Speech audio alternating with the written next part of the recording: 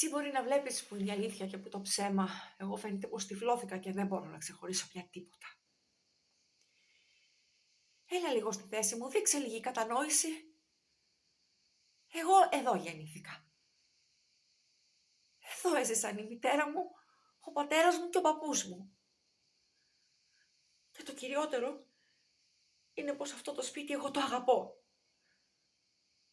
Χωρίς αυτό το βυσσινόκηπο, η ζωή μου δεν θα έχει πια κανένα νόημα.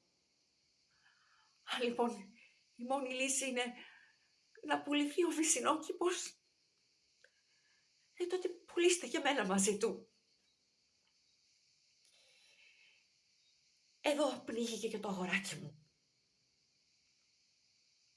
Σήμερα νιώθω τέτοιο βάρος στην ψυχή μου που δεν μπορείς ούτε να το φανταστείς. Ήρθε τηλεγράφημα από το Παρίσι.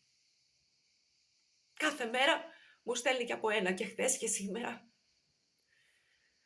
Πάλι αρρώστησε ο αγριάνθρωπος. Μου ζητάει συγγνώμη και με παρακαλεί να γυρίσω.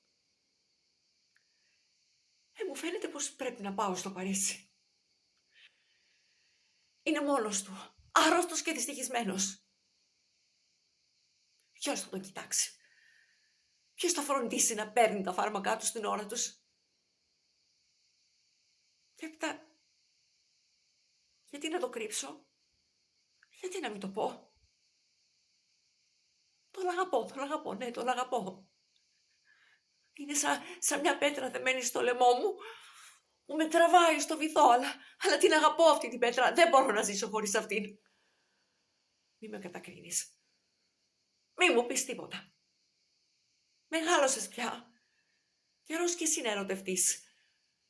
Όλα τα άλλα είναι υποκρισίες.